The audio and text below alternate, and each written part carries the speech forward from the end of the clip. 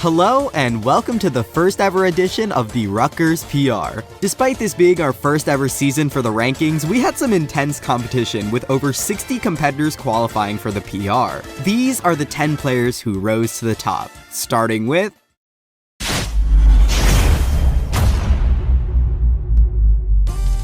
Gary just barely made attendance with 2 bi-weeklies and Fireside, but he is one of the only players to never miss top 8 at the bi-weekly. With his combination of Byleth and Sheik, he was able to secure wins on Glob, Candy Kong Lover 1, and Jellyfish. We didn't see much of Gary this season, but if he decides to attend more, he'll definitely be a force to be reckoned with.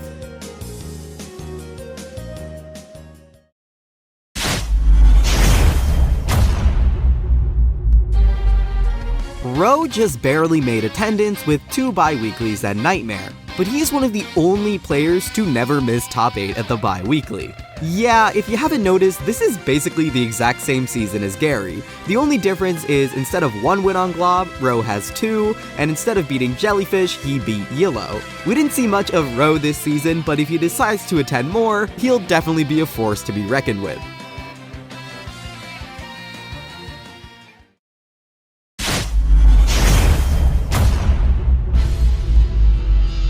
On the other hand of the attendance spectrum, Candy Kong Lover 1 attended every Rutgers event possible because he's super nasty.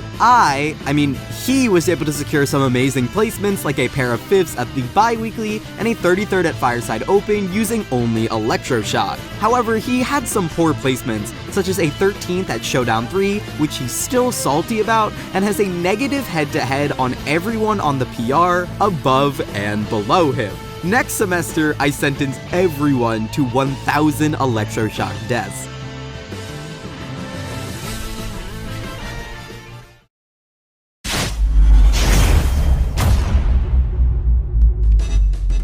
New to the Rutgers scene, Super CS definitely made his splash this season. While only top 8ing 1 bi-weekly, CS's performance at Nightmare and Fireside were electric, with a 33rd and a 49th respectively. In fact, whenever he doesn't have to play against Game & Watch or Yoshi, he usually wins. If CS has some more fortuitous bracket paths next semester, I'd expect him to rise to the top of the rankings.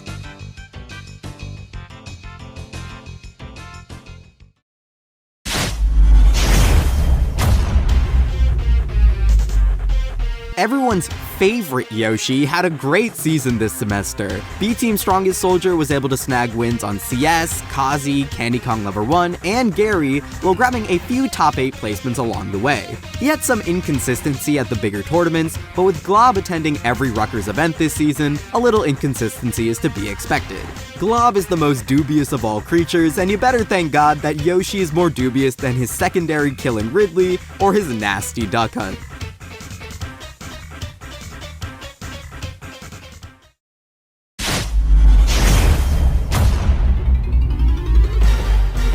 Adam Cheese almost certainly plays the lowest tier character on this PR, and yet he still manages to claw his way to the top. His performance at Scarlet Showdown 1 is legendary, taking down Fieri, Sunbun, Pitaya, and shutting down the most impressive run in Scarlet Smash history when he beat DeBeastly in Winners Finals. After that, though, he only attended 1 other bi-weekly, making top 8 and the bigger tournaments. Cheese may have had low attendance, but he has the best head-to-head against Pitaya out of any Rutgers player. If he doesn't die halfway through spring semester, we could maybe see Cheese bring DDD to some new heights.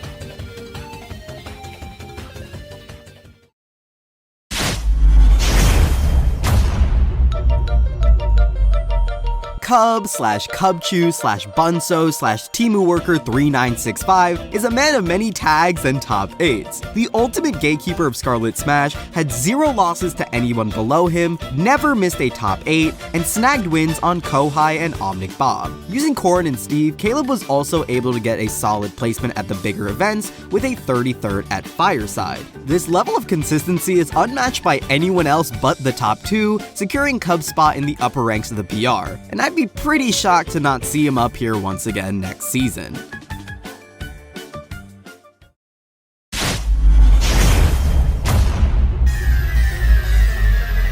Another newcomer to Scarlet Smash burst onto the scene in dramatic fashion. American Weeaboo, who somehow only has the second most embarrassing tag on the PR, was also incredibly consistent, only missing top 8 once at the first counted bi-weekly. In fact, he is positive on everyone he played except for Pattaya, Pharaoh, and Brandon Sunbun. It's scary just how fast Carl is improving, and if the top 2 aren't careful in the spring, they might get shadow sneaked and die at 50. Which is like, why is Greninja even allowed to do that in the first place? Personally, if I was...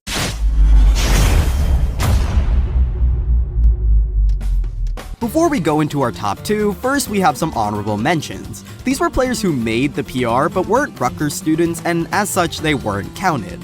Kazi is one of Rutgers' most consistent invaders, showing up to almost every Rutgers event without fail. He made top 8 at the bi-weekly a few times, and if he didn't, he just barely missed it. He likely would have been around the 4th to 6th range on the PR. NJ has a lot of different links, and Omnic Bob represents the Toon side of the Triforce. He has a positive head-to-head on everyone on the PR, except for the top 2, and me, landing him around the 3rd or 4th range. Kohai's run to 2nd place at Scarlet Showdown 5 practically cemented his place in the top 5. He is the only person who qualified for PR to be positive on Pattaya, a legitimately fantastic feat. He was also able to snag a 17th place at Fireside Open, taking out talent like CS, Floppy Fail, and Hunter. The solo Pichu would have made top 3 if he attended Rutgers, so you better watch out if he invades next semester. If you've been aware of our Rutgers scene, there's really only 2 people who could have been at the top of this PR. Andrew Pattaya or Luke Pharaoh. Both had amazing head-to-heads on the rest of Rutgers, the highest placements at the B and C tiers, and actually won bi-weeklies. We the panel voted on these 2, and it was incredibly close.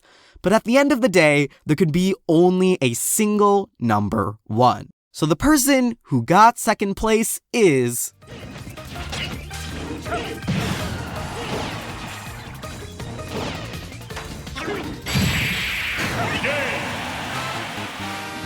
Pharaoh had numerically the best season out of any Rutgers player. He only had single-digit placements, not just at the bi-weekly, but at every single Rutgers event. In fact, at the bi-weekly, he didn't get lower than 2nd. He's beaten Beast, Weezer, Smurf Poster, Smash Bros, and many more players of that caliber.